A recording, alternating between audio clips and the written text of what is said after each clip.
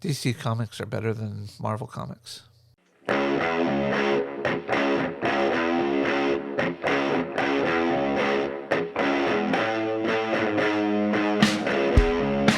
Okay, I actually don't mean that, but welcome back to Thoughts by Jay Brown, where we discuss all sorts of things, including our today's topic, tribalism. Now, stop me if you've heard this before, but tribalism is, the death of society in a sense of we just get into our tribes and butt heads. And part of my own personal definition on tribalism is that. But let me give you first the actual definition from dictionary.com. Tribalism, the customs and beliefs of tribal life and society. Or 2, strong loyalty to one's own tribe, party, or group. And it's the second one that I see most often in my online dealings in the world, on Twitter, Facebook, Instagram, all that. We all have our own tribes. We all have our own fandoms, which are a subset of tribalism. You get people from all walks of life that are fans of various sports teams, various music genres, various actors and actresses, various celebrities. You get people that are attracted to certain political parties. You get people that are attracted to certain ideologies that are both political and socioeconomical. But in all of this, the tribe that we see nowadays, the tribalism that we see nowadays, is one of my group is right and your group is wrong, end of. That's it. And it's so easy to spot, and when you call it out, people deny it so vehemently. Professor Davis explains tweet here the other day about the scientific community is not an echo chamber. On the whole, I would agree. It is true. Scientific community is not an echo chamber. But when you're a science communicator and you can't take criticism for the way that you acted in a formal debate, and all your fan base is doing is saying, yes, you did a great job, you've kind of created an echo chamber. You've developed a tribalism that is solely centered around your ego. Then you have the opposite side of things, like, your Richard Spencers and, the far right, the far rights, ethno-state nationalists, that type of stuff. And then you got everybody else in between, and we, the people, just apparently can't have our voice because both sides want to shut us down because they want to label us as part of the other. And when it comes to this, I find it laughable.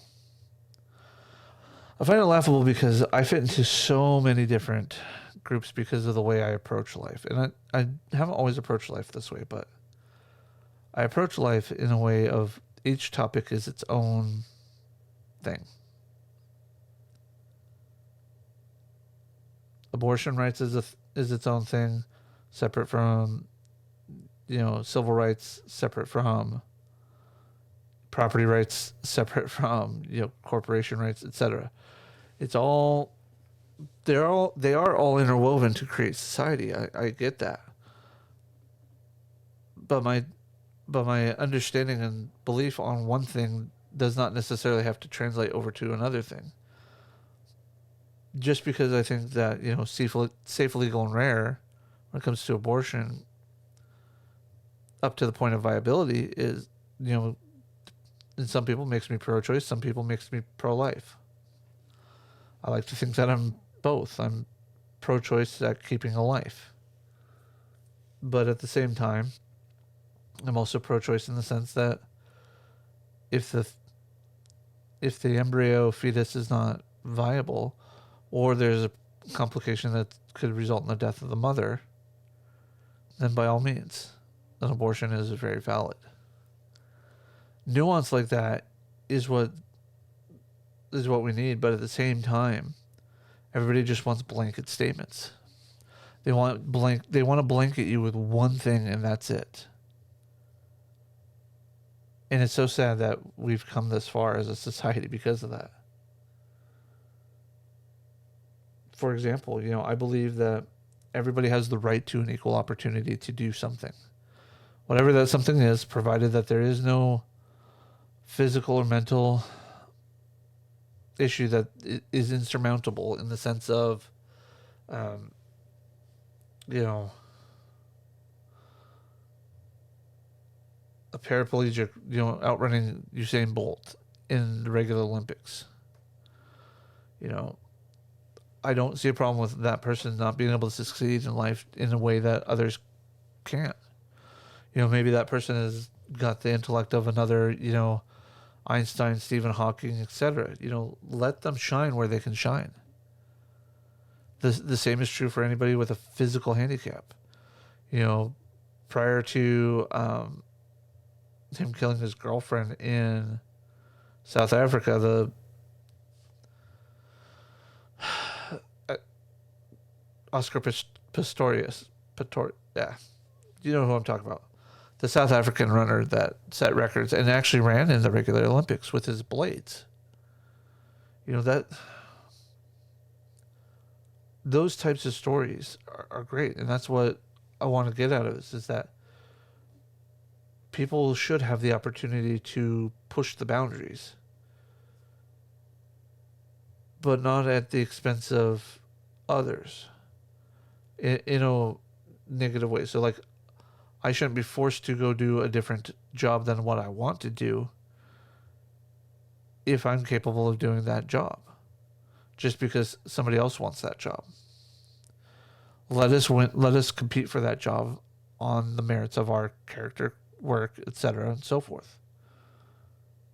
I don't think that anybody should have any sort of biased favor in one way or the other. But in certain aspects, you can't help that.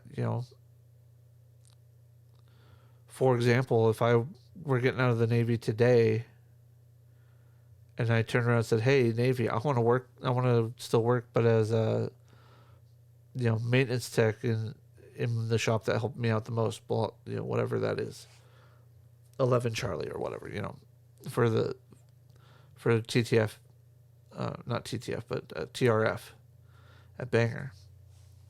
And they're like, "Oh, yeah, you're qualified." But somebody else who's never been a veteran, who just Joe Schmo on the street, maybe they could do the job better than me. They should get the job. Yeah, I'll still be pissed about it, but you know what? That just means there's another opportunity out there for me. And it's so easy to think that the equal outcome is better than the equal opportunity. And it's not. And the tribalisms based around that is funny because, again, there are tribalisms around that. I do believe in the tribe of equal opportunity. Do I think that the tribe of equal outcome are vile and despicable people? No, they just don't understand that human nature is to compete, to survive. And in order to compete, we need to compete. So, and then there's, when it comes to communism versus capitalism, socialism versus capitalism, and I think you can have a hybrid of both. The Scandinavian states have a modicum amount of socialism with their capitalistic natures. That being said, can it work for everybody? Maybe, maybe not. Only time will tell. But to sit there and tell me that, socialism and communism can take out the human element, the need to survive, the need to have and obtain more material gain, whether it be in food or money, capital, we have an innate drive to compete. This is why in the communist nations, you have a ruling party and the subordinate working class. Even though they say they work for the working class, the upper class doesn't. They work for themselves. And all in all, just when it comes to dealing with the tribe, we need to stop and think. What is it that attracts us to the tribe? And more importantly, what is it I don't like about my tribe?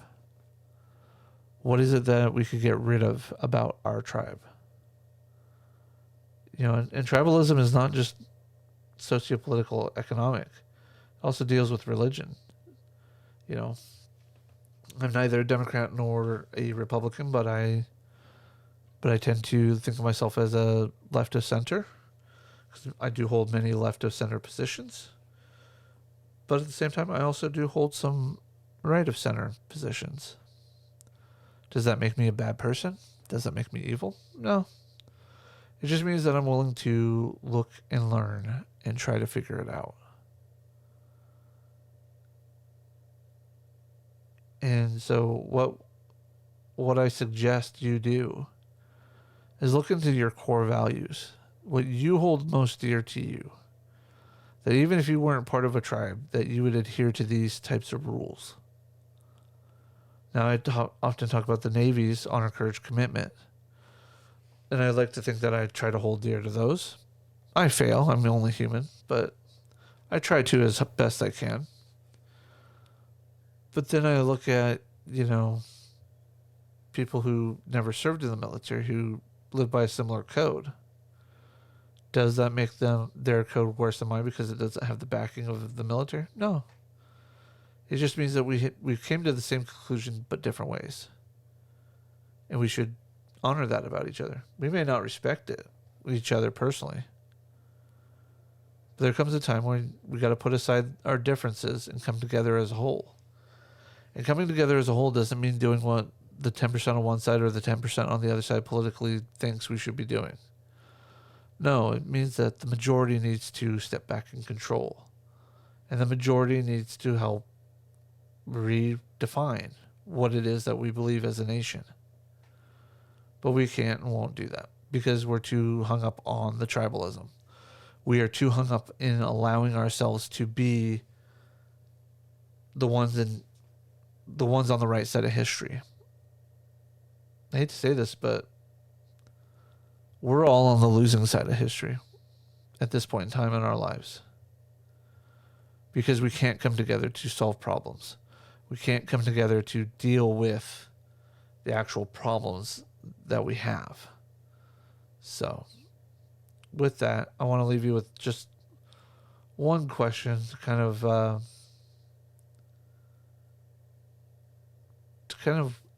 get you thinking. What tribe or tribes are you a part of? And what makes you stay? What makes you want to leave?